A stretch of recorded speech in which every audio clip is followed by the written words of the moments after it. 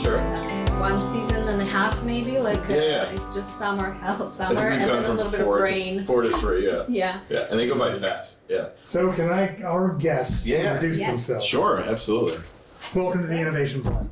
Thank you. Hi, so I'm Jamie. I'm the CEO of Needleaid, which is a company that does Smart Sharps waste management and safe needle prep devices. So preventing needle sticks is like our game. And I'm also an MD PhD student at McGill and a cancer researcher. So it's hard to say what my actual day job is. Sure. I have 3 day jobs and I just kind of swap in between each of them all the time. Very cool. Thanks for being here, Jamie. I would say you're the inventor as well. I'm an inventor. I'm not the only inventor. We have a team, but I also wear the inventor cap occasionally. It's true.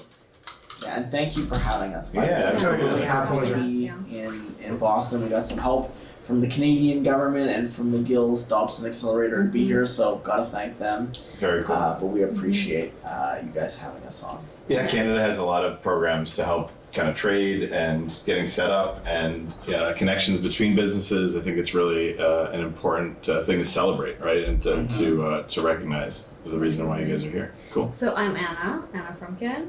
I'm the CSO of the company. I started as a consultant way back when I was working as a pharmacist in Israel.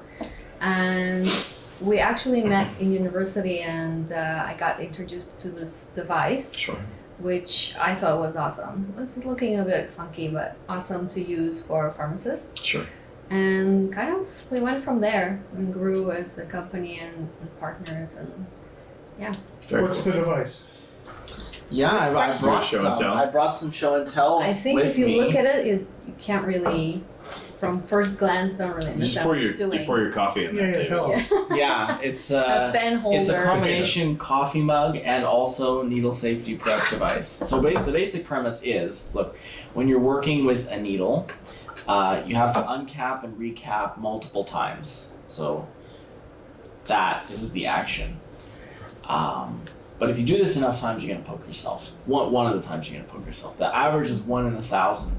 Now imagine you're somebody who works for 30 years, you're going to poke yourself 5, 10 times. One of those times is going to be with, HIV positive bloods or hepatitis C positive bloods. This is not a good situation. Right. Yeah, that statistic you showed on a sustainability event the other day was terrifying. It's something like 800,000 medical workers will poke themselves with an HIV positive. 80,000 will potentially contract either HIV, hepatitis C, or hepatitis B every year. This is around the entire world, not the US alone. But that's wild. It's wild. But if you think about it in terms of probability and economies of scale, 16 billion needles get used every year. Yeah. That's a huge number of needles. It's still a very small statistic. So it's a small statistic, but it's significant. 4% of all new hepatitis B and C infections are healthcare workers. Wow. That's completely. Show us how it works. So it's scary. Just say it. So it's scary, and so the numbers are big. The numbers are big, and people are concerned. Nurses who use needles the most, they rank needle stick injuries like the 3rd most serious problem underneath short staffing and patient violence. So the 3rd thing is the tool that they use most commonly. Sure. Mm-hmm. So I invented this with my team. Because I got a needle stick injury. So I said, there's got to be a better way. There's got to be a better way of working with needles. It's like a bagel. Eureka. Yeah, that's right. It basically does. It looks like it's a bagel closure. Yeah. Mm-hmm. So this one doesn't stick down because I don't have the little feet on it. Yeah. But normally it comes with either sticky feet or it comes with like double-sided tape, so it'll stick down to a surface. And the basic premise is you're going to slide it into the smart grips, slide the cap in. You're going to uncap with one hand, and you can recap with one hand as well. So states are starting to mandate this. Never putting yourself at risk. Now it's sterilized. It's sterilizable. It's sterilizable. And there's a new one brought in for each patient. Depends. If you're thinking about the surgical suite, this would probably get a wrapper.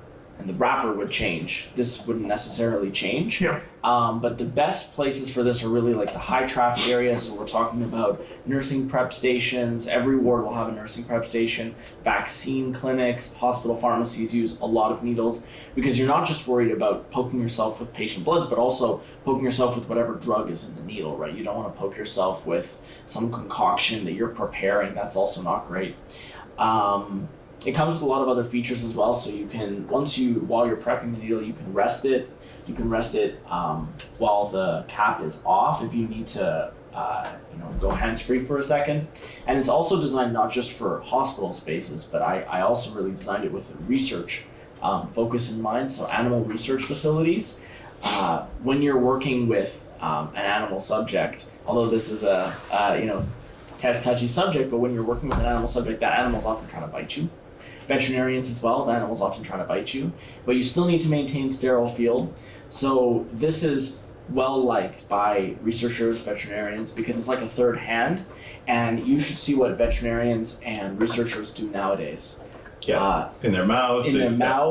Or they're most holding common with one. one hand the animal, and they're going to try with their pinky to take it off, and then they're going to maybe the mouse they need to readjust. So they have to put this down. Normally they would have to put it on a flat surface. Here they can put it, so it doesn't roll away. Inquiring minds want to know what these extra notches are. Excellent question. So there are different types of needles. There's lure needles and lure lock needles. This is a lure lock needle. And so for a lure needle, you would just pop the needle off when you're finished with it. But here you can pop a lure lock needle off just by rolling it and then disposing of it inside. So what does this do? This saves a lot of money because you're breaking the needle down now. And so this isn't sharps anymore. Only this is sharps. This can go in biohazard. It could potentially be recycled.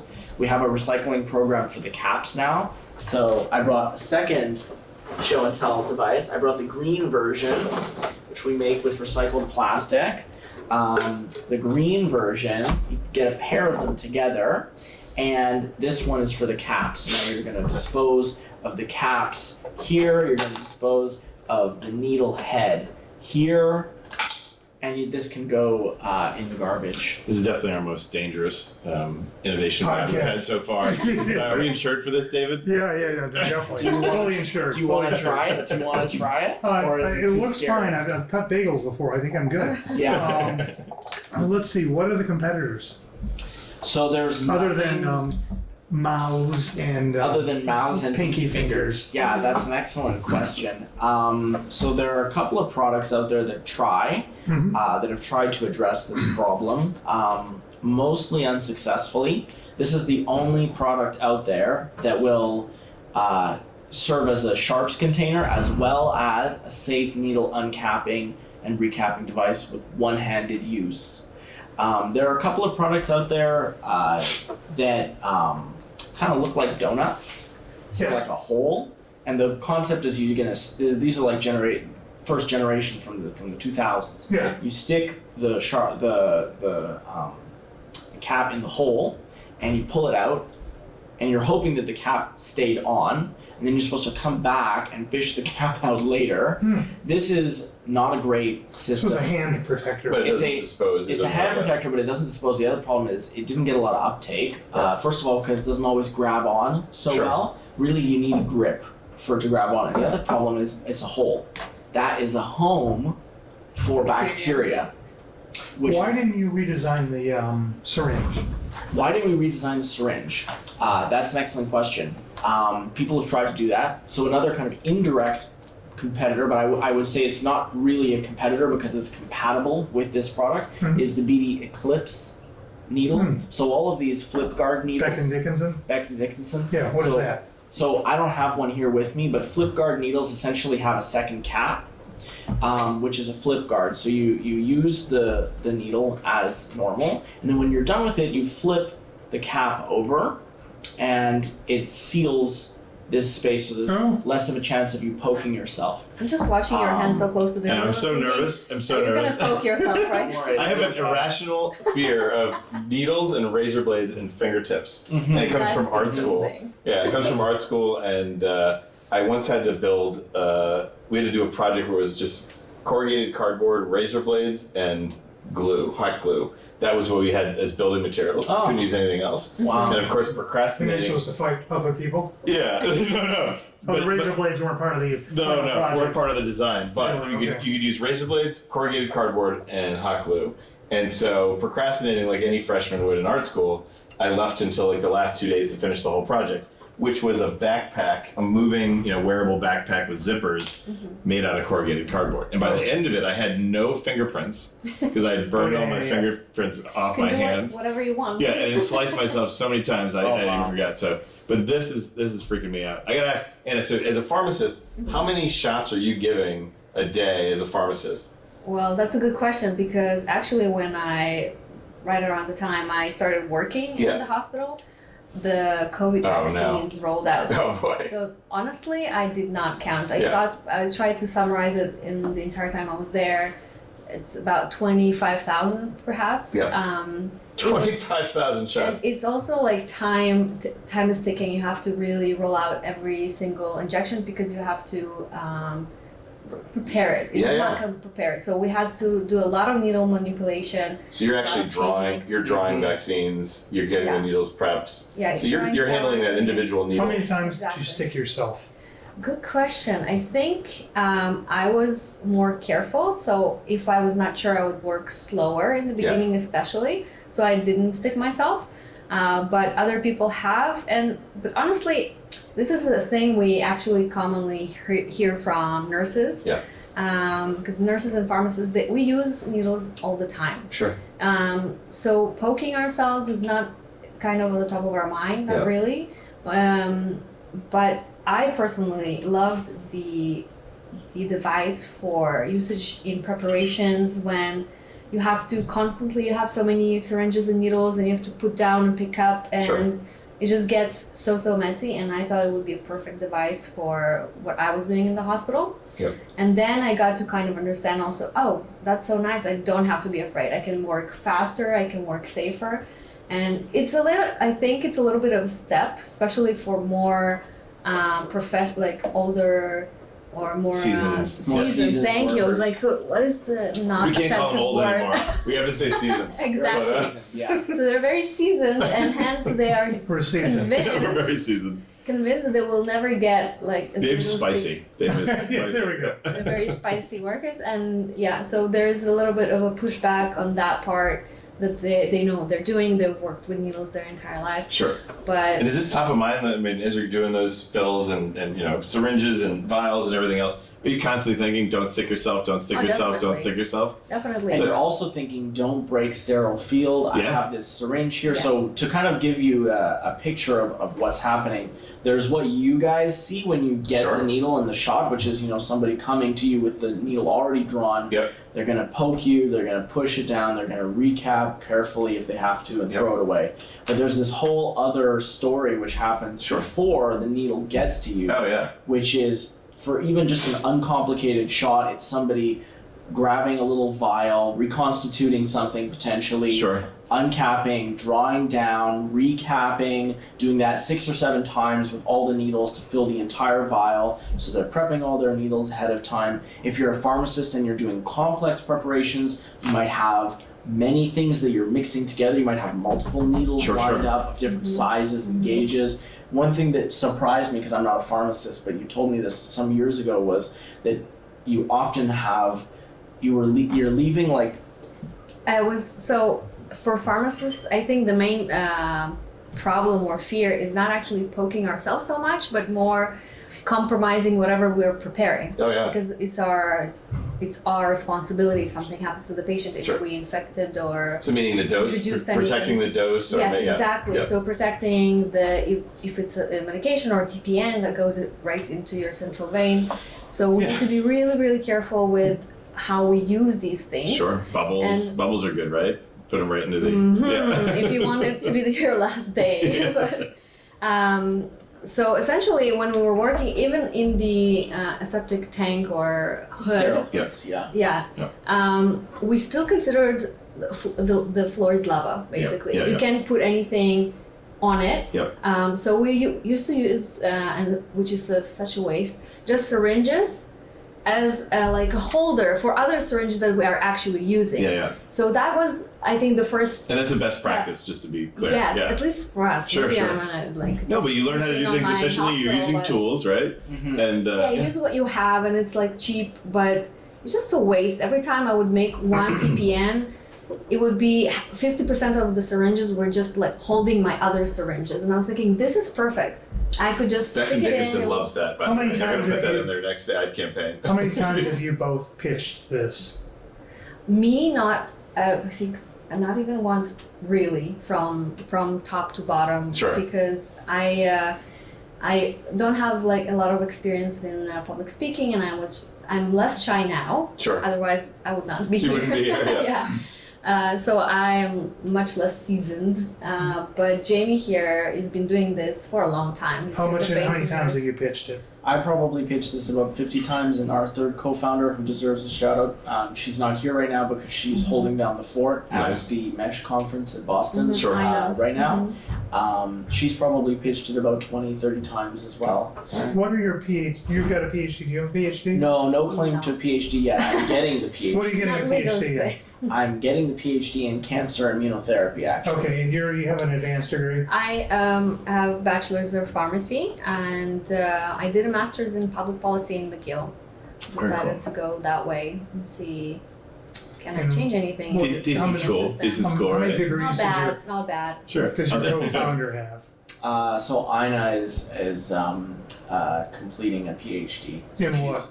she's, in botany, actually. Funny, right? Just because the department at UBC, she's not a botanist actually, but the department at UBC that she ended up in was botany. But she's really an evolutionary biologist. Interesting. And then I am kind of a cell biologist or an evolutionary biologist by training, and then I did a master's in biomedicine before I came to McGill to do my MD. So how do you see the innovations here fitting into those advanced degrees? And So I personally just Are you asking? Is this what you went to college for? Is that what you're asking? Sometimes No. I think it's the opposite. I happen to have gone to college, but this is the real innovation. Sure. And I know this podcast is called Innovation Blab, and we do get this question a lot. with the emphasis on That's lab. right. No, well, the Blab. emphasis can be on innovation too, but Sure. But we get this question a lot. People look at this, which is our first line of products. We do have more stuff in the tank, which I'll talk a little bit about, but I can't say too much for Sure. confidentiality That's fair. reasons. But this is really the first product, and so we hear from people, well, what is innovative about this? Did you even patent it? What is special about it? And I say, look, needles themselves aren't particularly innovative and haven't changed in 150 years. They're at sharper. all, really. They're sharper. Sometimes Yeah, they are sharper, but Hopefully. not much has changed about them. And you asked earlier, why didn't we reinvent the needle? The needle is relatively functional as is. What we want to do is wrap protection around the workflow of the needle. And BD has also tried to do that with the BD Eclipse needle. When you use our product with the BD Eclipse needle, you get 100% protection. Because then you're covering every time that you're uncapping and recapping if you have to, and you're also covering that instance which BD Eclipse is protecting against, where when you flip the cap over, you prevent that post injection stick, Yeah. which is one of those Which is the worst. high risk sticks. Well, wait a minute. So go back. So going back to this, Yeah. so going back to the innovation. well, no, there's no um, question there's innovation there. But I like Jeff's way of putting it, which is, did I go to college for this, or did I get advanced degrees for this? Well, they're saying that Yeah, so- even in his rounds as an MD PhD student, right? He's exposed to these situations. Yeah, but I No, but I think it's a great Zero. question, and truthfully, I think I had to unlearn a lot of stuff that you learn in college, because you don't learn about this stuff in college. Yeah. I mean, you do not learn, even in an MD, but also not in a BSc or an MSc, you do not learn about device design, you do not learn about business, you do not learn about innovation, really. There's no bachelor's of innovation in scientific design. If anything, this is more like stuff that an engineer Should there be? should there be? Absolutely. Why? How? How would you do it? Okay, so how would I do it? Okay, two different Let's questions. get off, we're First of trying to all, move off the pitch. yeah, It's okay. that's We're trying to okay. move off the pitch. I've First got of some all- provocative questions too, but Oh, good. we'll follow Yeah, through we're trying with to move off the pitch. Should there be is an excellent question. I think there should be.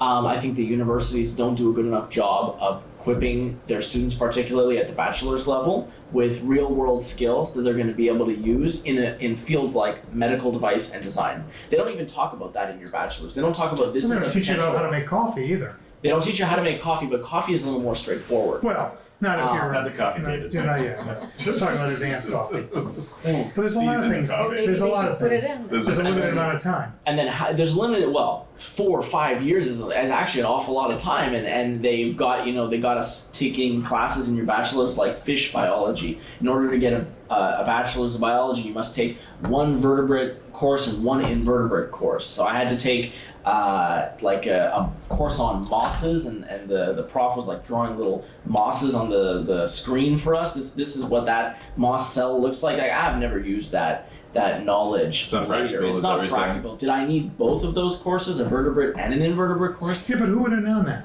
Who would have known at the time? How large was your undergraduate class, or at least, your class? Everyone who graduated before. Biology probably had 1,000 students a year in it at UBC. And I mean, How many of them are actually biologists, the ones that did a biology bachelor's? I would guess almost none. I guess what I'm It's a getting kind of a just to be catch-all argumentative degree. is hard to know what What to you teach need. people. Yeah, Mhm, I it agree is. with It's that. true, but I think that there's definitely a focus. Chef has a history degree, and who would know? Art history, David. Art history. Yeah. Different kind of history, but that's how I learned world Same history. thing. Really. That's funny. My dad has a PhD in art history. And it's a I'm minor, big not fan. a PhD, but I Oh, love minor. art history. Yeah. I love art history actually. I kind of grew up with it, but so back to I the just got topic. to use it for the first time last night when I was doing my daughter's homework with her. We were talking about Roman architecture and engineering. It's like, I happen to be an expert on that topic. Yeah. Well, So isn't that worth it already? she Yeah, doubly, see? They paid a whole doubly they paid denied for my a minor. expertise. Yeah, of So keep going. So go back to what do we teach people? What do So we, what do we how do we know teach what to people? teach them? Well, I think it's hard to say, but one of the challenges is if you don't teach them, they got to learn it themselves. So then you might as well start looking at the things that people are learning themselves and start to build some of that back into the curriculum in ways that are So that's what practical. you learn yourself. Yeah, that's what I learned myself, and I'm just an N of one. It's true. I can't speak to what everybody else learned. We'll go for n equals 2 here. Okay, n equals 2. It would be nice if and helpful if science programs like departments or faculties of science and medicine started putting a little more emphasis on real world business skills and transition into industry. Sure. So one of the reasons that I say that is because now as a PhD student, I see the whole pathway, and I'm not, Well, no, you see a little more of the pathway it's than true. you saw I don't see the before. whole pathway, but I see more of the pathway, and I see that academia has started to understand that they are producing a lot of PhDs. Sure. Because what they are doing is they are encouraging bachelor students who haven't got that real world experience but are smart and are interested in the sciences but don't quite know yet what they want to do another degree, which is a PhD usually. So they actually say, look, do a PhD. They're producing so many PhDs. There was a study done about 10 years ago in Toronto, the University of Toronto, called the 10,000 PhDs study. So they took 10,000 PhDs from the University of Toronto over a period of 10 years, and they looked how many of them actually became academic researchers and how many became something else. Right. 15% became academic researchers. That's it. 30% of them became government employees, so they're doing something in the tax revenue agency or somewhere else with a PhD, or they're working for the Department of Fisheries or something with a PhD, and 30% went into industry. So they are looking at that 30% that went into industry and saying, how can we provide folks who went into might be interested in industry and they're getting towards the end of their PhD, how can we provide them with some kind of track or preparation or pathway, so that at the PhD level now they are investing time and a bit of money into opportunities. Let's have you go and do a 6-month internship at Sanofi, or maybe we can give you a 6 weeks course in good manufacturing practice for free, Sure. so that you can go and work in that space. But they don't really do that at the bachelor's level as much. So Rhianna, how about Yeah. talk about pharmacy programs. Okay, but I wanted to connect actually what you talked about with the PhDs and that most of them actually don't go into academia to what you said. Did you train for this? So I think nowadays all these trainings and degrees it's just basic requirement, and people kind of find their niches after they graduate and kind of explore what the market has to offer. So like those PhDs, 60% or how many did you say, that actually end up in kind of odd jobs. I find when I was doing research in the lab while I was doing pharmacy in university, there's a lot of, if you don't know how to use a machine, you get a call from the company representative which has a PhD. So they end up kind of being either salespeople or high-tech sales. Yeah, exactly. Yep. So there's like all different odd jobs. Okay, so take a different perspective. You have a black belt, I do. and I'll argue, which has very little to do with your job. Well, it might if you tell some bad jokes. I can physically intimidate people into signing contracts sometimes. Right, but generally you're not supposed to. No, it's frowned upon. So is there any value to that black belt, notwithstanding that you don't use it for your job? Yeah, absolutely. So what is that? It's all the transitional or translated skills that you're learning, whether it's grit or persistence or a lot of the soft skills, right? How to deal with people, how to be in uncomfortable situations, how to work through problems, how to coordinate with others, right? You do martial arts as well, and it's as much about the partner that you're working with as. But it's also your own about skill. it's the path and Sure. knowing that there is a path that you can stick to. Yep, And you can become skilled at something. that's right, and you And I can see think- the terminal endpoint to it. In terms of to be argumentative, because what Yeah. else do we have to do? You folks, or you both learned it, and we did also, except you're our history degree. No, that was a minor. Right, history minor. We all learned some intense amount of science when our brains were probably most capable of learning it. Right. And a lot of this other stuff, I mean, you make the same complaint about law, which is you don't learn about the realities of the practice of law, you learn about law. Well, I would argue that you learn how to learn, right? When you go to do your PhD, you learn how to do research, you learn how to process, right? So you can apply it to anything you put your focus on, right? And you So- learn how to become really good at something. That's right. So it's the process you're practicing and becoming good at, whether it's Yeah. doing research, defending your arguments, standing up to a committee of people who are also experts and saying, actually, there's a new way to look at it, and I'm going to prove to you why. So, I mean, that in and of itself, in the PhD, I believe, not having a PhD, is one of the best experiences you can have to pressure test things, right? As But an artist, you've done your own stuff. We've Yeah, all that's gone right. down our own path. right? But it all translates into the workforce, or it all translates into professional experiences. For me, it was I had to work on something for 2 or 3 weeks and then put it up on the wall to be destroyed by my entire class Right. and my professor in front of everybody, right? I'm good bulletproof. practice for life. You can tell, you can't hurt me. You can't hurt my feelings now, and that translates into being able to walk into a meeting with clients and do the same thing, right? How And- do you feel about not having an advanced degree when you work with people at advanced degrees? I'm planning on having one, so that's not even a question. Yeah. So it's just a matter of, I'm an immigrant currently in Canada, so I need to make a few things happen before I can We're all pursue it. immigrants. We are. We definitely are. Early True, immigrants. I'm a late, new, fresh Sure. immigrant. So I'm gonna spice things up a little bit from a Yep. season perspective, and David asked the question earlier, and I'm gonna go back into the pitch just because I want to poke holes, and I like to poke holes because it helps you to shore up your boat as an entrepreneur, right? And this being the B side to failure of the podcast, I have to ask: failure of the podcast talked about great failures that lead to simply a successes, right? failed podcast. It could be possibly. That's We might be the only seaside. 4 people that listen That's to the this. seaside. At the same time, let's talk a little bit about failures in the graveyard that exists in this space. So just the other day, I was talking to one of my peers and mentors in the space, and I'm not going to name names, but she said, "Are you familiar with this company? They did something very similar." So I'll name the entrepreneur, and you tell me the company, or you name the company before I tell you the entrepreneur.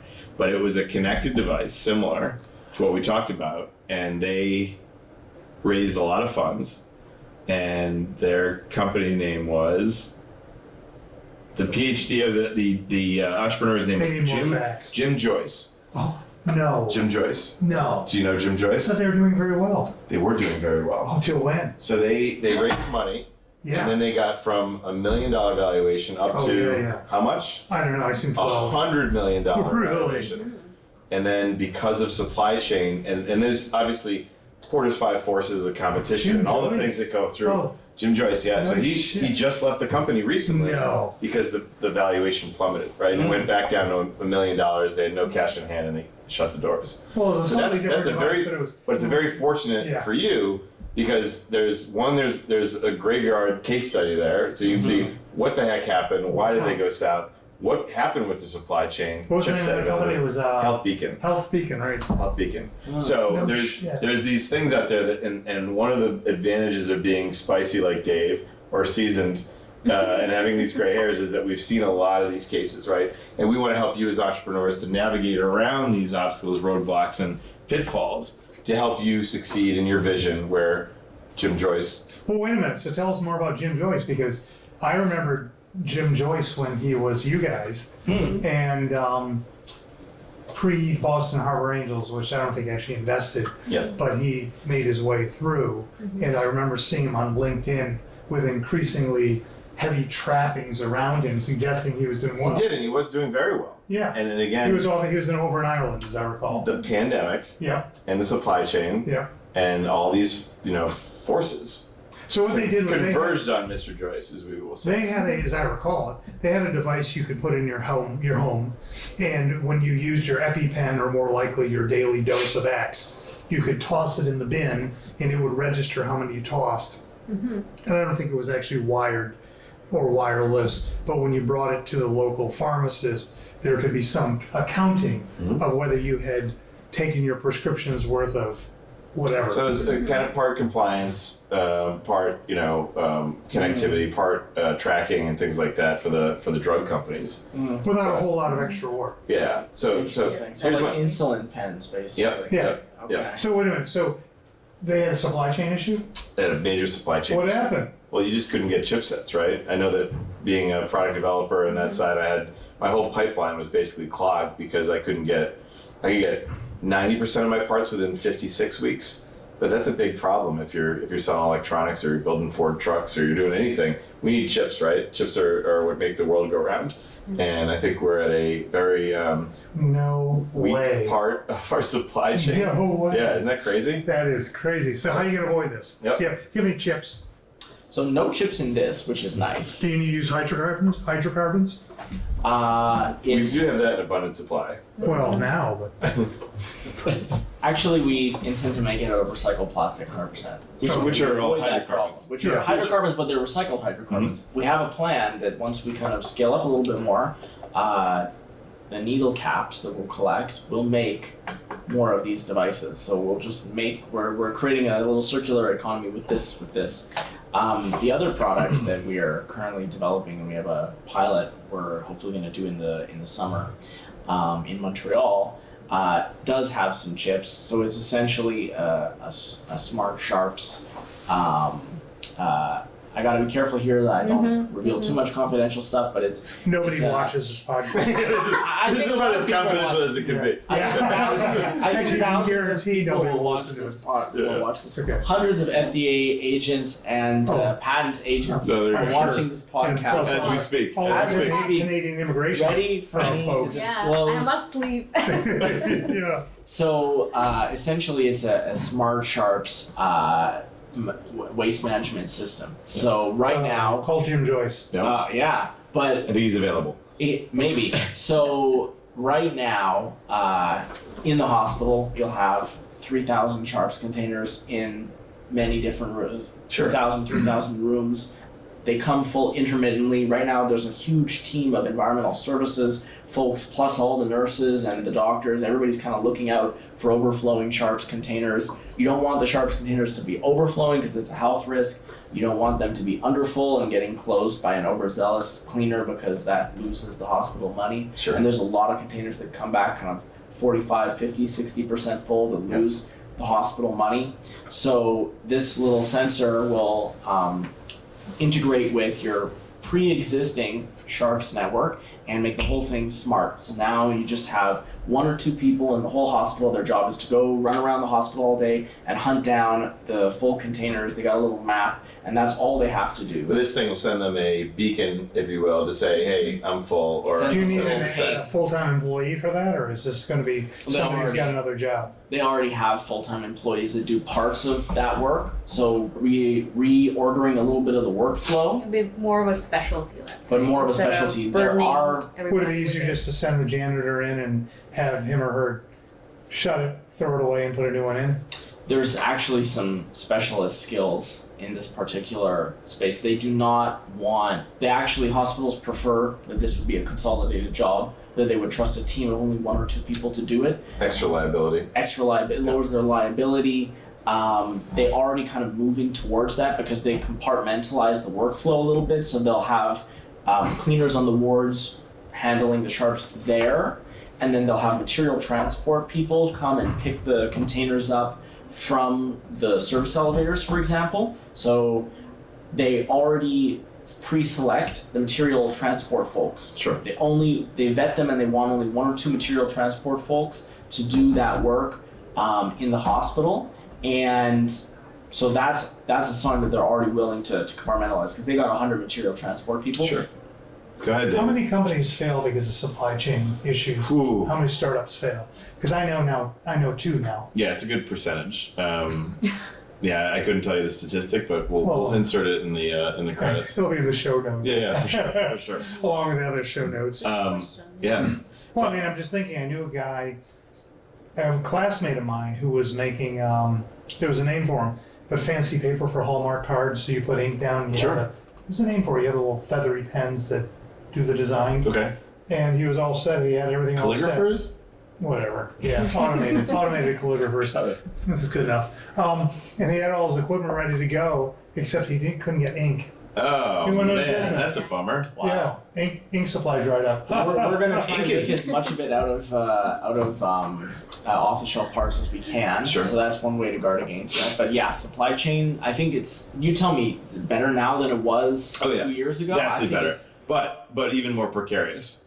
And I'll tell you why. More expensive. Well, it's more precarious because while we know there's a massive supply chain debacle, we'll call it, or problem, Taiwan is also up for grabs, right? And until Don't tell them that. until that gets settled, it's very precarious. Meaning 66% of the world's high But they're not tech making plastic, complex instead of the chips. chipsets Yeah. come from Taiwan. Yeah, but So that's all of our complex. How about- all of our medical devices, our planes, our trains, our Well, can you automobiles. get But what about like Arduino style can get those from You China. can get Well, these yeah. from China. This And- is not. yeah, and China for we're really avoiding that very high tech stuff on. I think on purpose. How about the big Here's the embargoes on point. Chinese chips? Is if China decides that they want to, take back Taiwan or whatever you want to, however you want to describe that situation, then all of a sudden China controls the entire world's supply chain. Right now, 66% of our complex chipsets go through Taiwan. If China grabs Taiwan, it's almost 100%. Have you thought about changing your business to making chips? You know what? I was just gonna say, if Taiwan gets taken over Totally by spicy. China, I will open a chip factory in Vancouver. There you go. I heard And I'm you could bring I'm them telling on you, like overnight. Yeah, I'm telling you, this is the place to invest right now. I just changed my entire investment portfolio to reflect the risk of this kind of situation. His wife is running a GoFundMe account. no, Just no. To in be case. honest, As a backup. Well, My my- husband is my- wasting our money. my investment portfolio was stagnant for years, and I was having a hard time competing with the market. And then I said, "All right, here's the motivation," and I moved things to compete with this risk in Taiwan. And over the last 6 months, my portfolio has gone bananas because I'm investing in chipset manufacturers that are independent of Taiwan, and as a result, I'm raking in the profits. Don't take financial advice from I am not a financial this advisor. podcast. I'm not a financial advisor. I'm going to say that right to the camera. At the same time, my Merrill Lynch financial advisor said, "Jeff, this is brilliant. I'm going to put a bunch of my clients on this plan because Well, he's seen the of course, returns." that's because over the last 6 he months. makes money with the churn, so he's happy. I mean, he doesn't- Getting a cut of that Merrill Lynch guy's I should, new I plan. should.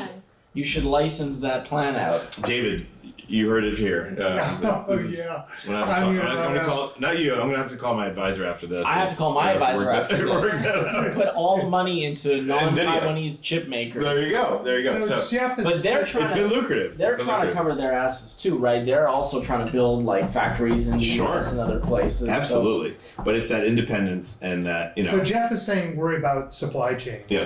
I I'm also- worried about supply chains. I also am think now. Yeah, I also think as a product developer, if I take my investor hat off, put on my product developer, I would be going backwards in terms of technology right now to also shore up. Because, listen, during the pandemic, Ford had 140, or maybe it was 40,000 or You 140. invest in They had clubs like tens of thousands of vehicles they couldn't put on the road because they couldn't get the chipsets.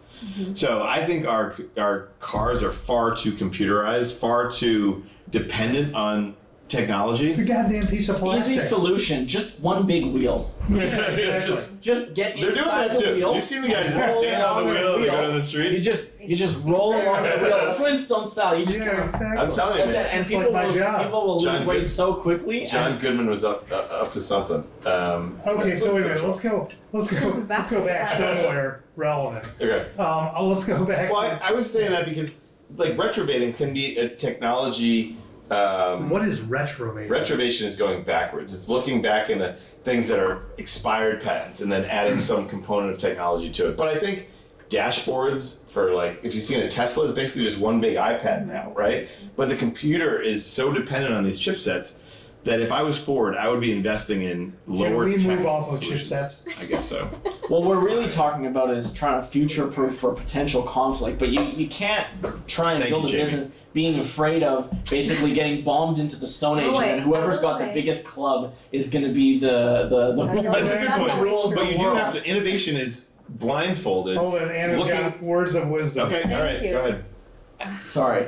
Male-dominated room. Excuse us. Okay. Excuse us. This is No, I a would mansplaining. What it's called. Mansplaining. Okay, Anna. No, I will say that supply chain issues were always there, Yeah. and they got super bad during COVID, obviously. And I think that actually made everybody think about it and try and establish new resources and new resources in new countries. Yep. Because actually in the pharma industry, it's very relevant because the basic ingredients for a lot of the medications come from like a single country. I believe it's India. Sure. So now after COVID, we've been all thinking about it and actively doing something. So I actually think in the future will be less of a problem than it's today. But I think one of the reasons we decided, for example, for these devices to manufacture locally in Canada, Yep. it's because of the supply chain issues. Mm-hmm. Can't So- say anything about the sensors. We're not. We're still putting up figuring a out where the sensor supply chain would be like for the manufacturer yet, sensors, but, Where are the but plastics coming from? the plastics.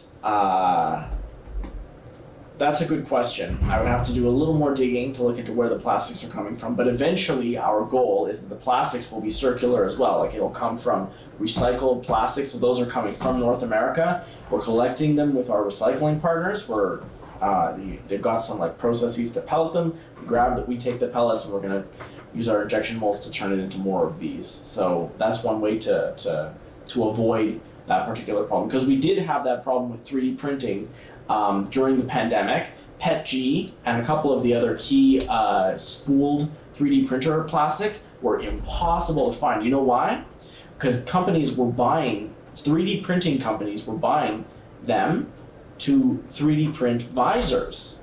And yeah, this was a thing. We even 3D printed some visors at the beginning, trying to Transparent help visors. out. Well, you're not Yeah. 3D printing the visor, Yeah, obviously. the You're holder. 3D printing the brim. The holder, yeah. Because they couldn't even get brims. They were like, how can you make a brim? People were like gluing it onto their baseball caps.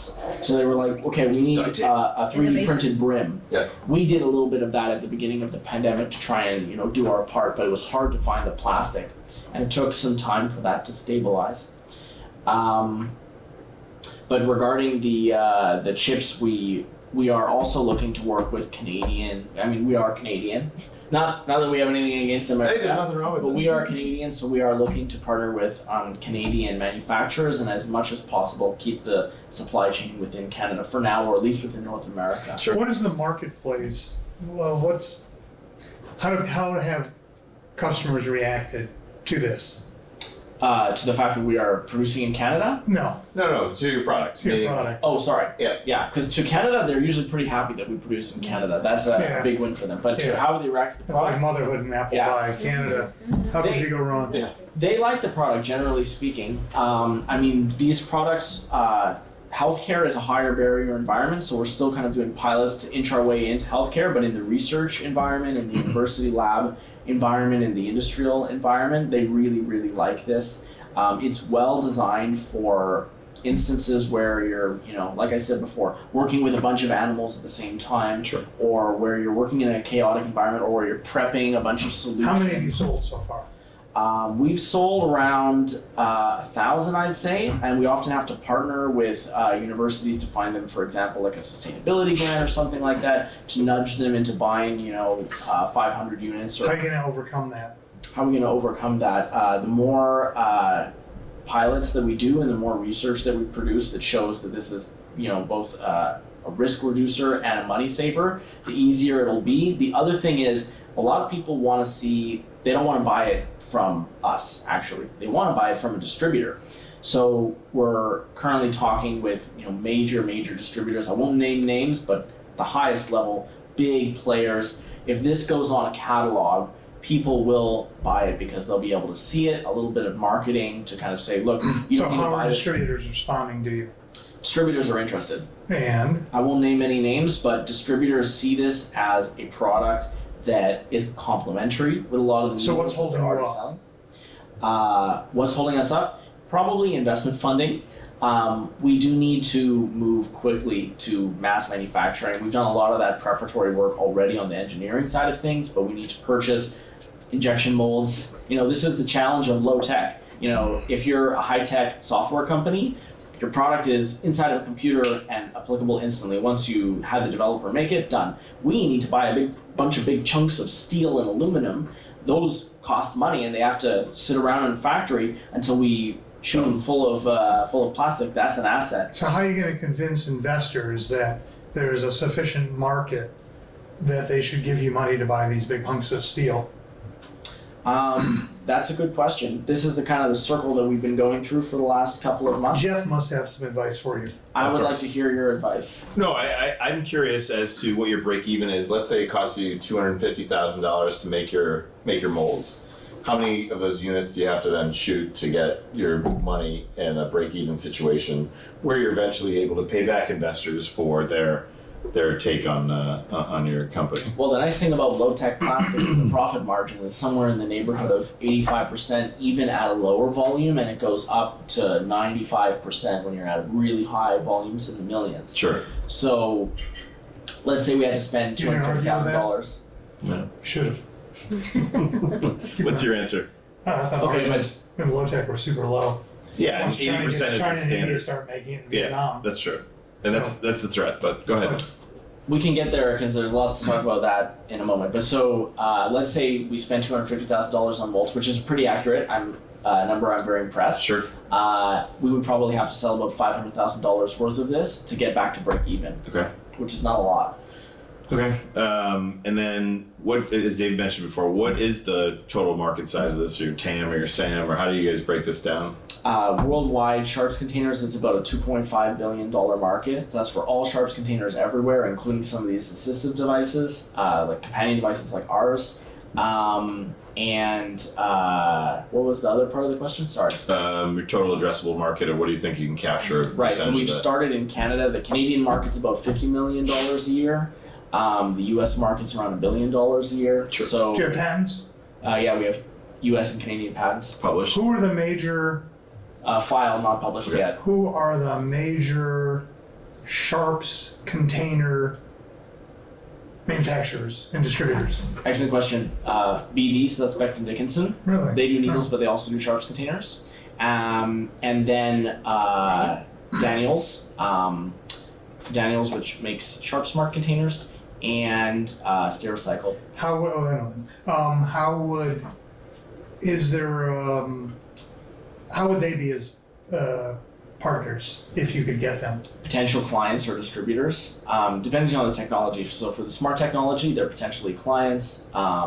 How about for this, the dump technology? For this, they're potentially distributors, or they would buy this and license it and put it in their lineup. I mean, And how does that work with BD's current product line? Because the sharp containers I've seen look like they hold more than that.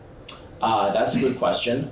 So there are all sorts of different sizes of sharps containers. There are big ones, and there are small ones, and there are really small ones. So they've got a huge lineup of products. This would probably be on the smaller end. It is modular, so you finish with it, you put the cap on, you throw it away, or you potentially send it to be recycled if it's got the caps on it. But it fits with their product line. Once you get into the space, you realize there actually is this huge plethora of different types of sharps containers, and also what I would consider high-end sharps containers. So you think about like cars, almost higher-end sharps containers, medium-end sharps containers, lower-end sharps containers that are really cheap. What are the sharp containers in the typical situation where you're getting ready to jab people? Is a sharps container on the far side of the room, or is it near where you are? So it depends. It's supposed to be near you, but very often it's on the far end, and that's why nurses stab themselves with various. So what would happen needles. if you, the sharps containers, as I recall, are generally, I don't want to say square, but Sure. there's Usually rectangular. A shoebox? They're rectangular shoebox shape, Yeah. something like that. Well, there's like a parallel pipette or something weird shape. What would happen, and so they're probably pretty stable. Sharps containers? Yeah. Well, it depends. I think that often they're bolted into the wall specifically because they're not that stable. Sure. Okay, that's that aside. How much work would it be for you to retrofit to come up with a product that could be used with an existing sharps container, and then go ahead and patent that, and then reduce your product size somewhat and increase its functionality, because not only are they loading and unloading near the container. We're working on that. That's a good question. We are working on it. One of the challenges is that to find something that will stick onto all different types of sharps containers is a little bit tricky. Take the biggest one. Is there what's the biggest seller? Two, three are biggest sellers. I would say there are probably 200 to 300 different models of sharps containers out there, and there isn't really like a big seller. So we are working on one or two of those, but the pathway that we've gone so far, at least, is that this is small enough that it really belongs, if it's coming around, to the patients. But remember, that's only one use case scenario. But if it is coming along with the nurse to the patients, it belongs on the cart. So nurses usually have a cart. They may have a tray, or they may have a cart. This is square and small, and it takes up 5 to 10% of the area of that cart.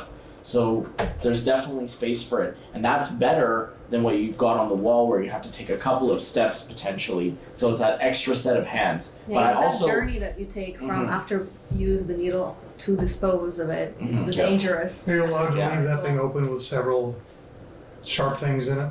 There are different types of sharps containers, but not all of them have that flap, so yes. The actual requirement for something to be a sharps container is that it's poke proof. That's the only requirement. They have sharps buckets that are just buckets. They don't really have that. You're used to that like protection, where if you turn it upside down, nothing will come out. Not necessarily. Not necessarily. The other thing is you're thinking about it from a patient perspective. Like you're thinking, okay, where do I see needles happening all the time as a patient? But actually that's only one piece of the puzzle, probably only 25% of that puzzle. The rest of the time that needles are getting used, it's happening in the prep room, right, where it's stationary. The nurse is always prepping in the prep room or always prepping on the prep cart. So this thing doesn't have to move around, it just needs to be on that cart. If you're thinking about a vaccine facility, you come to the vaccine person, imagine that they're sitting with you in their little vaccine desk, they're about to give you the vaccine, this is right beside them, right? So this doesn't actually have to move around so much, it just has to be present there. I gotta say, remember we always ask people what keeps them up at night Sure. when they make pitches? This whole product would keep me up at night. Why? It just scares the crap out of me in terms of The risk. it's a low tech. Yep. There seems like there's no shortage of competitive or attempted competitive solutions. I mean, I think that most inventions out there are for people who are bored and think about golf clubs or whatever. Sure. And then there's mousetraps is next, and I suspect sharps containers is somewhere in the top 100. And so I just wonder if I were in this business thinking, oh my God, where do I begin? It's a huge market, the margins. Then there's competition from China and India and Vietnam. And I've got to break into the market. Now can convince these people who are old and most of them probably getting ready to retire. How are they going to adopt the new trick? And then there's the CFO, and then there's reimbursement. I don't know. I'm not sleeping for like a week now. Just thinking about it. Some of those are real. Some of them I think I can blow magic mist on them and dispel them. There's no reimbursement for sharps containers. There's really minimal competition from China, India, Vietnam. Well, because this is health tech. Yeah. It is low health tech, but in general, I have never, I will be frank about that, I have never, in all the years that I've been in research facilities, universities, and healthcare, I have never seen a sharps container from China, Vietnam, or India, ever. Why? Because they won't buy it. Well, they won't buy it. You're sitting across from me and you're the guy from China. You want to sell me something like this but 3 times cheaper? Yeah. And I'm the guy at the university or at the hospital and I'm saying, okay, great, it's cheaper, but I don't know you. I have this other company that's making it inside of North America. I don't trust you. I don't know about the quality. You say that you've passed FDA, but do I really know that? And that's a low bar anyway. FDA approval? Yes, it does. Why? Because it's a sharps container. Yeah. Sharps containers, class 2 products in North America. That's How about a the one big that looks bar. like a bucket? Does that require FDA approval? Still requires FDA approval. Okay. Yeah. Would a Anything Homer that's- bucket Are you work? sleeping better? No. Anything that's a sharps container, it might surprise you that this is actually a class 1 device in Canada, Yeah. but it's a class 2 device in America. US. So In the here's US. It's not exempt. It's not exempt. Doesn't get pushed Can back to class I 1. make a Homer? You know what a Homer bucket is? No, what's that? You ever gotten a Home Depot? Oh, yeah. Those are Homer buckets. Those orange things. yeah, they're mice traps. They're everything. You They're want all- to put that in the healthcare or in the research facility? Could you? It's FDA still will open, send you it's to still the FDA. exposed. Straight to jail. Straight to jail. You just do Homer it straight to jail. bucket. Straight to jail. Sorry, straight to jail. So when it comes to healthcare, there's always the regulation, the standards. So a lot of the It's time, a really high barrier. You'd think Yes, if you were a high company in barrier. Vietnam, sorry for the companies in Vietnam that are thinking about this, but if you're a company in Vietnam, you'd think, wow, a sharps bucket or a sharps container, I can make that for 3 cents. I'm going to corner the market. Well, why haven't any of them done it already? Why is BD the biggest supplier of these like sharps buckets? And they might produce it in Vietnam, but they're bringing it under the BD label to North America, and they're selling it in North America. Wait a minute. Is that like the Trump side's cross examination yesterday? Possibly. It sounded really good, but then when it was all over, it didn't really work. Did you just go in a circle on me there? A little bit. You did say no, they could be because being produced in there, It but might they're under the be produced. BD It might be label. produced in Vietnam, but we That's want not to work magic. with. Yeah, sure. but That's we- the magic powder. No, but I remind you, Spell. we want to work with a company like BD as a distributor, Sure. and they're not going to undercut their own distribution. So let's say BD starts producing this product for us in 5 years from now or 3 years from now, or tomorrow. Let's say they decide they're going to be our distributor. They start producing this in Vietnam. We go through the FDA pipeline through BD, and they start bringing it to North America. Well, who's going to undercut them? They are the Vietnam supplier. They are the market. Some other company is going to go and try in Vietnam and Sharps Incorporated and try and compete with BD. They will never get any service in North America. So how do you as a startup get their number one, get their attention? Number two, if you don't compete with them, and I guess the one is the freedom to operate is kind of questionable for me too. I'm nervous about who else owns this. If BD's involved, chances are they built a moat around this that is going to be difficult They to have the cross. Homer bucket all locked up. Right. Well, they Right. definitely have the Homer buckets locked up. I don't think that they have something like this. We did pretty, extensive freedom to operate search when we created this, and we did file On the design or the utility of it? on the utility. Okay. On the utility, so we have utility patents on this. Okay. There's nothing really like this on the market. And then if I was BD, I'd say, look, this is a good idea.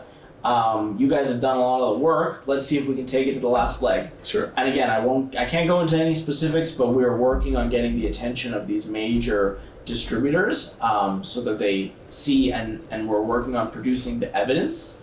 Again, not to knock big companies, but it's my view that large companies, particularly in the class 1 and 2 space, they're not really doing a lot of innovation in terms of completely new products. They're innovating in their current lineup. I'll give you an example.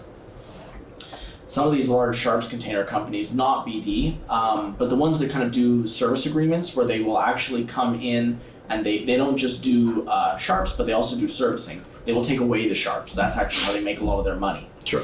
And I won't name any specific names. Their primary innovation is on container design of their own container lineup. So they're redesigning the shape of the container a little bit, and they're making it easier to hold, for example. That's one of the reasons they're so interested in the smart sensor technology, for example, because they don't do smart sensors themselves. Sure. How are they going to do that? I have a variation on what keeps you awake at night. Okay. You want to hear Go ahead. it? Okay. James Joyce was in business. Wasn't he also The author? Well, The yeah. author? That was the guy's name, right? Jim Joyce. Jim Joyce. Yep. Well, it was really James, right? James. Sure. Right. The author. Okay. No, sorry, not the Not author. the author. The author is The now is- failed, the now failed guy. the entrepreneur of the now failed company. Sure. Because I'm sure he'll go on and do something else great. So I think I met him 7 years ago. Sound right? No, 4. Could be 9 years Yeah. ago. Really, that long? Okay. Oh, does that sound right? It's probably 7 or 8, but yeah. Yeah, Go ahead. a Sure. while. Yep. So now, statistically, how many startups fail? 95, 99. Okay. So pretend it's now 7 to 10 years from now, and you have to look back and advise somebody on why your company failed. This is the variation on the theme. Why did it fail? What is the? He's asking. What is the biggest risk? thing that is, Yeah. What is the biggest risk for us? Well, one of the risks in general. Where did you go wrong? Ran out of money, I would say, would probably be the biggest challenge for True. any startup today. Yep. Not that it's not a good idea. I believe in this idea. I think that the biggest challenge right now is that adoption is going to take time, and it might take 5 to 7 years for us to get a lot of traction into this market. By a lot, I mean, starting to sell millions of these Sure. devices. Yeah. Okay, so running out of money is just a symptom, right, Okay. of an underlying problem. So the what's underlying- problem? The underlying problem is that adoption and change management in healthcare is hard, even for something Okay, relatively so now, straightforward like this. so again, we're forward 9 to 10 years from now, and you look back and you're telling somebody where you went wrong in trying to either base a product that required adoption or a failed a program to gain adoption. Well, how would you coach people? How would you coach yourself? How would I coach myself? Well, I would coach myself by saying, This sounds very innovative. make a He's time traveling. He's breaking the laws of physics. we had this Hidden insights that all of a sudden come to you. we had this come up at the conference, which is an innovation conference Sure. at Mass General Brigham, and one of the speakers said, look, if I want to make a medical device, I want that medical device to integrate completely into the pre-existing workflow. Yep. Whatever that pre-existing workflow There we is. go. Make it fit on the other sharp Make boxes. it fit on the other sharps box, but even making it fit on the other sharps boxes doesn't actually integrate into the workflow, because integrating in the workflow would mean there's actually no change. I mean, Okay. they're talking really in the surgical suite. So how are you where gonna people don't wanna address change. that? Okay, well put. You're counseling yourself from the future. Mhm. How are you gonna overcome this problem? There's no way to overcome this problem because Well, for why are you this in this product, business? why am I in this business? Because there's something missing from what that person said that I think they didn't address and I want to address in the room today. And that is that truthfully sometimes the workflows that are pre-existing in healthcare come from a long time ago and they're not good workflows. Oh no! Ah! I think the one thing we know is I have one right here. You just Yeah, probably yeah. died. How many extra gray hairs did I just make you grow? No, I'm just gonna say. I Healthcare think was my developed gray in the hairs tell 18th me century. that sounds like a path to failure. How's that? It's I mean, the putting the notion onus on the existing system that's Yeah, or that's the not gonna status work. quo or the standard of care or whatever you Yeah. want to call it. So yeah, you're Sometimes- right. It might be wrong, and that's completely valid to say that. It doesn't then solve the problem though that it might not be the right. Yeah, so how would you counsel yourself? It's now you in the future, and you come up to At least you don't have to deal with you surgery. present day, Yeah. and you in the future says, "Why did you go that route?" You said because the current workflow. workflows are screwed up. That's right. Now you in the future, having watched that fail, what would you then say? This seems like a great This is an extra thought episode. experiment. It's a good thought experiment. I'm going through with it with you right now. He's humoring us. Yes.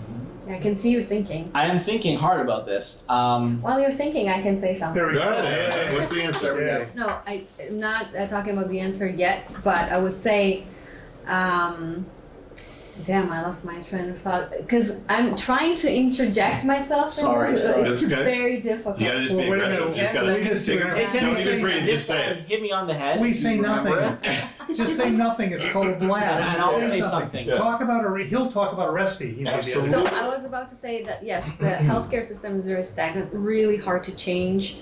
But with that being said, again, COVID has changed a lot in terms of we understood in the healthcare system that our flaws that beforehand we thought, oh, manageable, we'll get through it, are no longer manageable. Things must change. So one of the conferences we went to, they really put the emphasis, for example, that they want to really get rid of nurses on the floor. They want to centralize it, send one nurse to be virtual on the screen with 50 Sure. patients, whatever, how many they want to. Because they can't But- retain staff. Yeah. Yes, because there's staffing issues, not only nurses, but also down in the basement operations where our product is going to be handled. So there are changes going now. Obviously, it's slow and it's going to take time. So why don't and you it's put difficult, yourself in but- this role? Say Yeah. you're counseling, you in the future are counseling him on this failed, I now am going failed Now we're role policy. playing. Now we're role Now playing. Okay. Yeah. You now failed policy to try to get a system to change, which isn't going to change. Do something. Tell him what he should do.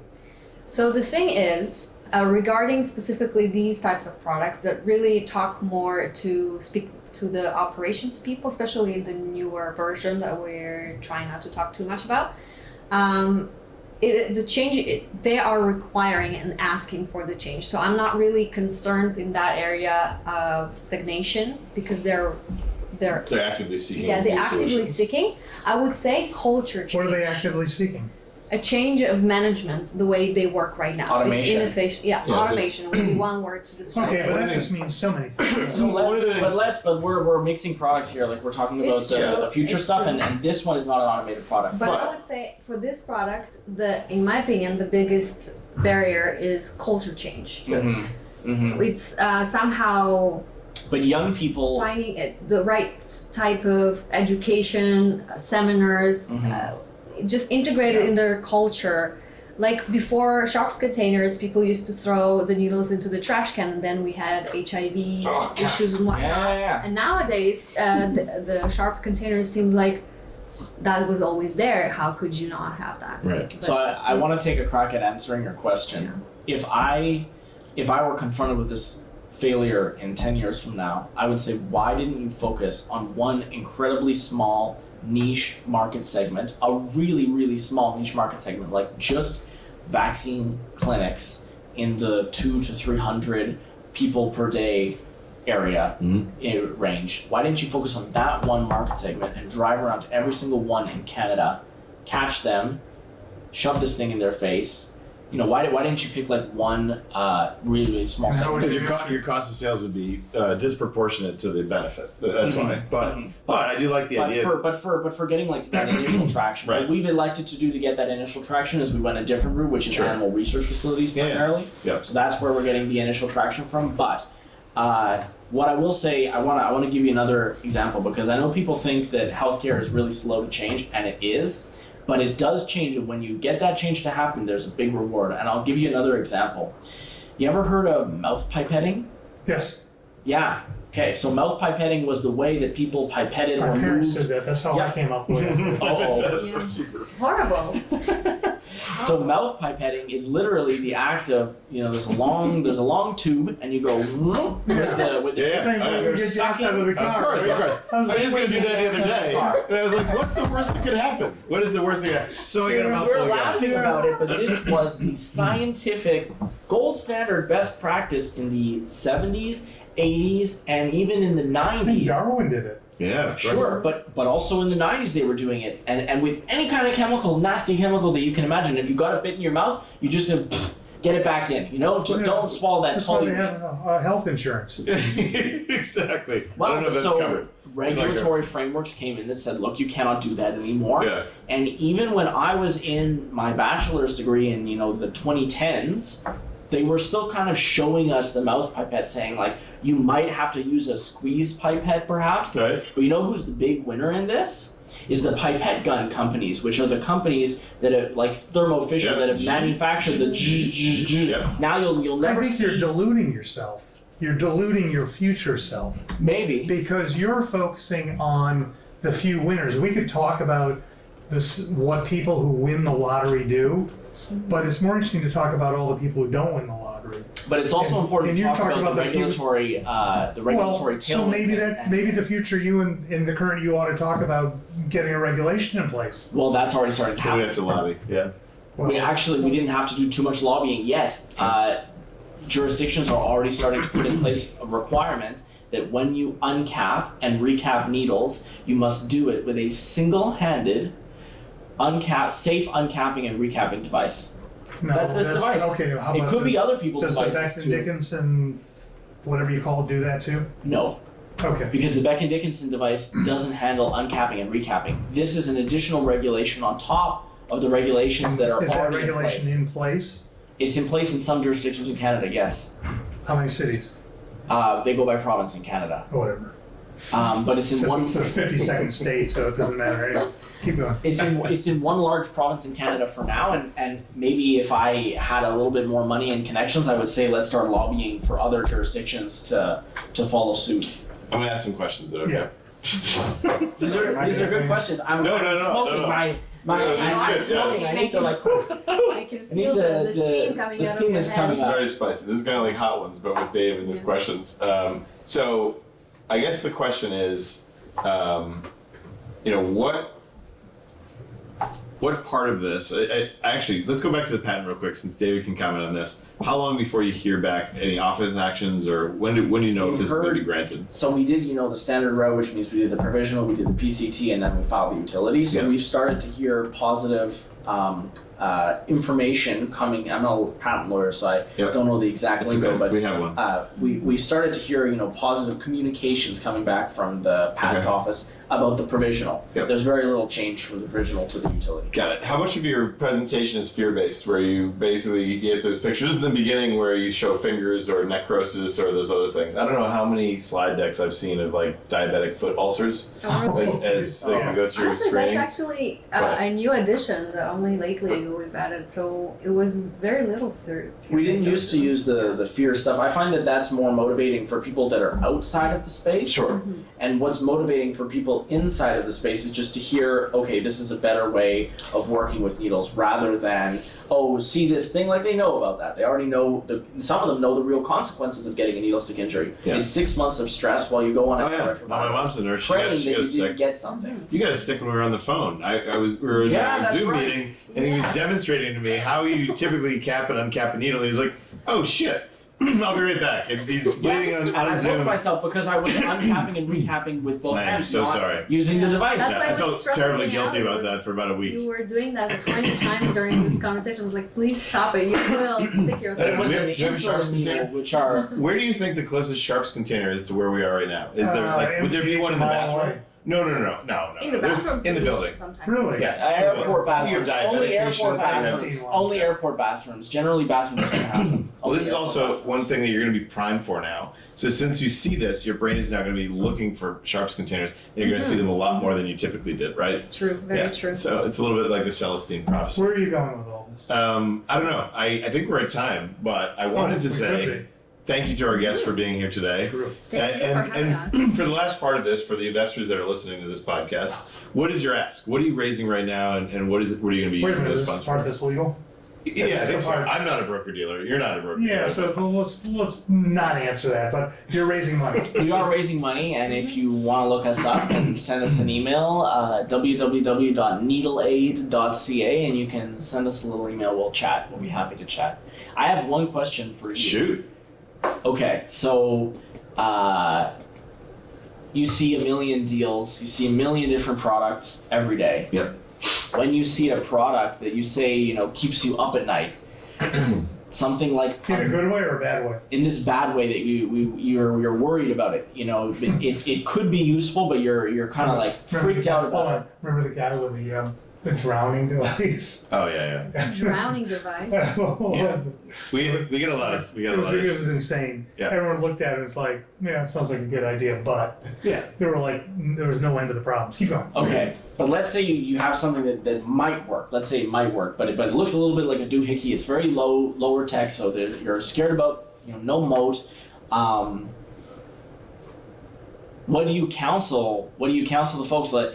How do you encourage them to proceed? What would you say? Well, we're largely a destructive group. I'm serious. Yeah. We're largely destructive. So I'm gonna make you be constructive. No, I know, but our mode of operation is to winnow things out. Yeah. And Oh yeah. I mean, I got more calls to negate a patent than I did to. well, no, you're talking about Oh, you're talking about product. Okay. Yeah. Right. I'm sorry. And so we tend to focus on all the negatives so that we can then move on to the next one where we can't think of the ideas. So.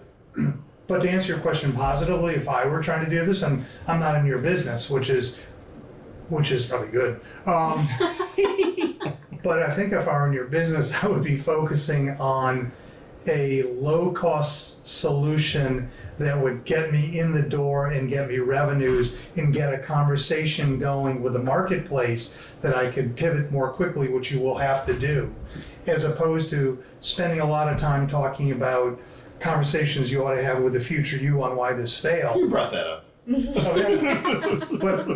But my point is, if I were doing this, I would be trying to get into the marketplace immediately, because there was the conversation we had in one of our old podcasts was with some guy who was stuck in an MIT lab who said the real innovation is when you're talking to the marketplace. Your product is talking to the marketplace. And so I think he is doing that to defend Jamie. I think he's talking to the research schools. He's talking to places where he sold 1,000 units. In how long? How many months have you sold those 1,000 units? In about a year or so. A year. All right. So he's making progress. He's got a minimal viable product. He's got an engaged upgrade for that based on what he's learned from those researchers and where they're going. No, but the hurdle I'm hearing is that to tool up, he needs to be in front of distributors. Mm-hmm. And to get in front of distributors, he needs to guarantee a certain volume, which is going to take a big chunk of money from investors who are unlikely to fork that money over until there's some track record. And this is 1,000 a year is not a track record. No, but I think if you had $500,000, had two, I know, but that's a big 250 if. It's an if.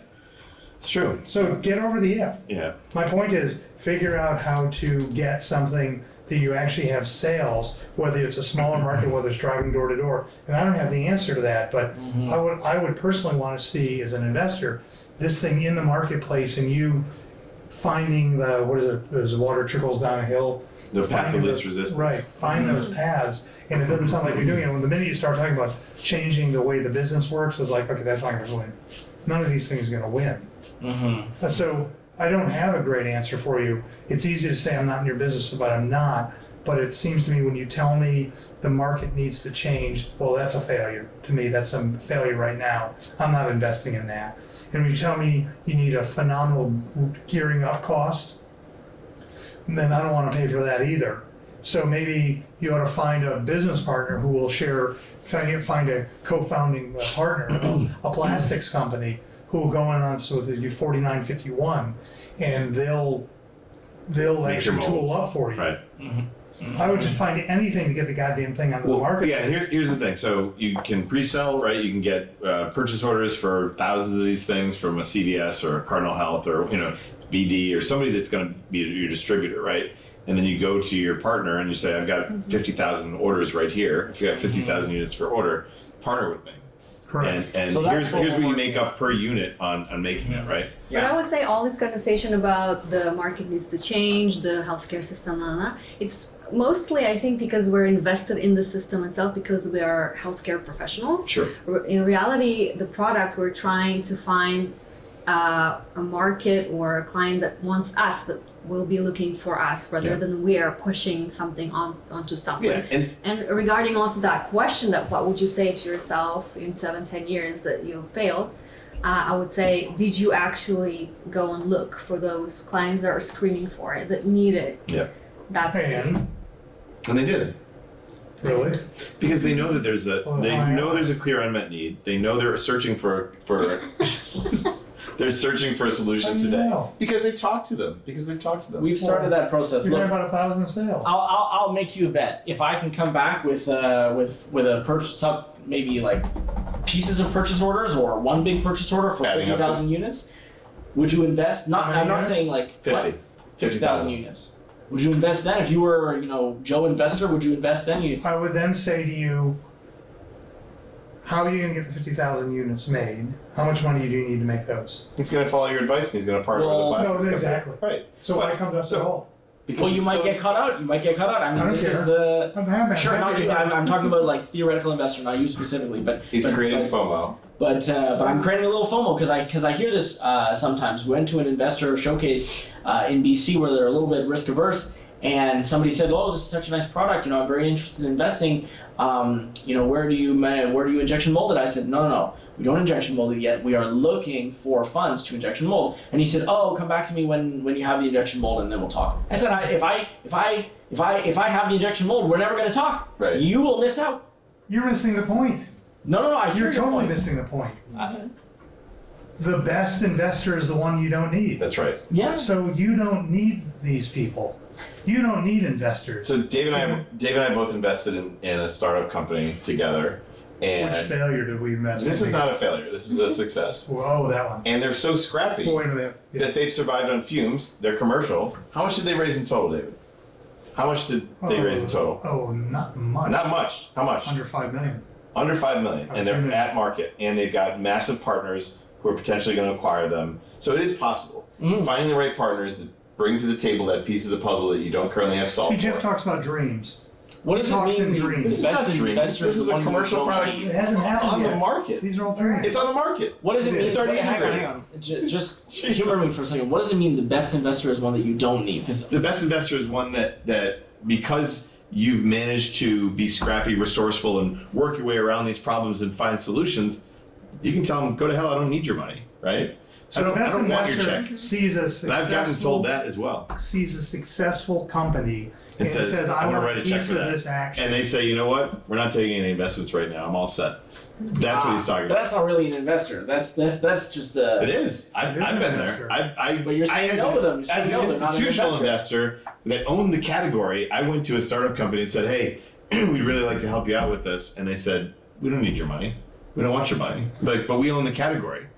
I Wait a minute, can launch this overnight. And they said, I don't need you. So one way to look at this is, we haven't done this in a while, Yeah. but we would often say to companies further along than you, what does your growth curve look like right now?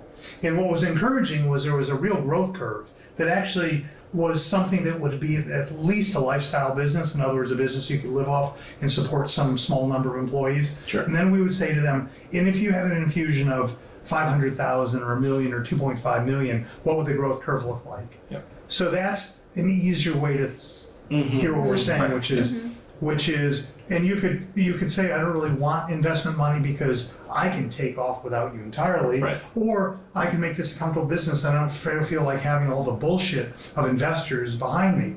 But you need to be at a point where you actually don't need investors in order to get them.